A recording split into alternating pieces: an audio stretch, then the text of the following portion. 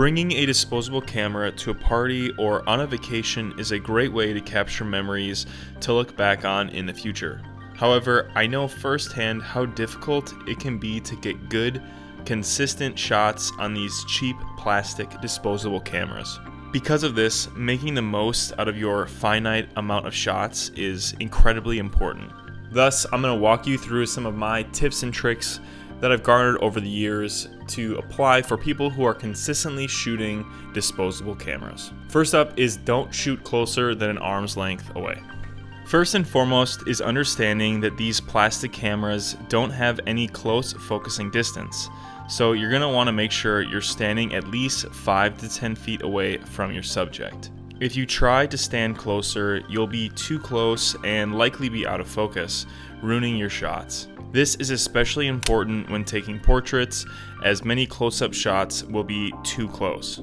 Additionally, trying any macro shots, super close-up of flowers or anything, will not be possible, so I wouldn't even try it. Again, make sure you're giving yourself more room than you think necessary.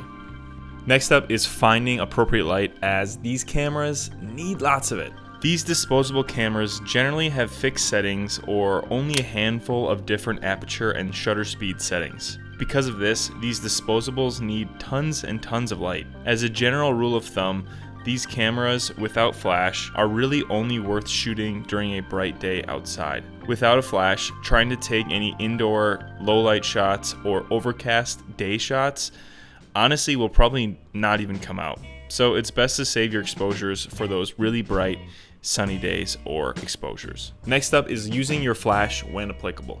This is a good one to talk about right after the previous tip. Like I had just said, if you're going to use this camera in low light, at night, indoors, etc., you need to be using the attached flash or an external flash. The film light sensitivity is generally a low ISO, like 1 or 200, meaning there's little flexibility when it comes to shooting low light with these. So the rule of thumb, if you're going to shoot anything that's not bright, you should probably be using the flash.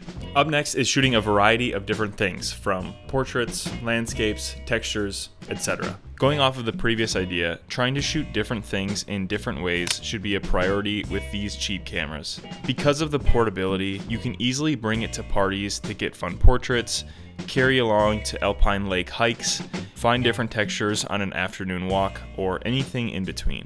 With the ability to bring it anywhere, this is truly the strength of these little guys. To be able to capture memories or slice of time on this physical cellophane. Regardless of how mundane or insane the moment is, the ability to have this camera holding one of the most nostalgic mediums in your pocket anywhere is truly the magic and allure of these chunks of plastic. Despite my somewhat distaste for disposables, I can always appreciate the ability for anyone to be able to capture their moments on this fun medium. This next tip might seem kind of weird, but you'll understand momentarily, and that's buying a dedicated camera and not just relying on these disposables. What a perfect tip to follow the last. While I do think these cameras have a really great place in the market for many consumers, I cannot recommend getting a dedicated point and shoot camera instead. There are a variety of different cameras that can easily replace these plastic cameras and give you much better results and much more control over your images. I recently just made a video talking about a handful of affordable point and shoot cameras, so make sure you check that out if you're looking for some specific recommendations. For the next tip, it's putting your subject in the center of your frame.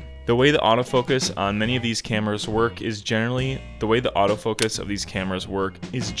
by focusing on the closest subject in the center of the viewfinder. Because of this, it's much harder to get unique pull focus shots on these cameras, as the simple technology doesn't really allow it. Thus, making sure whatever your subject is centered is of the utmost importance. Additionally, thankfully, I've noticed most of the shots you try to take with these cameras are relatively straightforward, so the center focusing works quite well. Next up, and one of my most common mistakes, is don't fat finger the camera. Okay, this one is pretty straightforward, but I see it over and over and over again with everyone who uses these disposable cameras, so watch them phalanges and don't fat finger the lens. Up next is making sure that you're actually steady while you're taking the photo as to not get a blurry photo. Now, just because it is a point and shoot camera doesn't mean that you can just point and shoot the camera willy-nilly, as stupid as it sounds. You still have to make sure you're not jittering your camera or hands around, and make sure you're steadily shooting. Especially with the lack of flexibility with shutter speed or other settings, having the steadiest possible shot is super important because the camera's limitations are certainly not working in your favor. And next up is getting experimental and trying some more unique shots. Because of the center focusing, it can be difficult to get super unique shots, but experimenting with the camera to try some different angles is certainly worthwhile. Whether it be shots above a crowd at a concert or shots from the ground looking up, moving your body and your camera around while still making sure your subject will stay focused will render you some very different looking shots, and you might just find some that you really love that you would have never tried. That's going to do it for the tips and tricks I have for my biggest arch nemesis in film photography.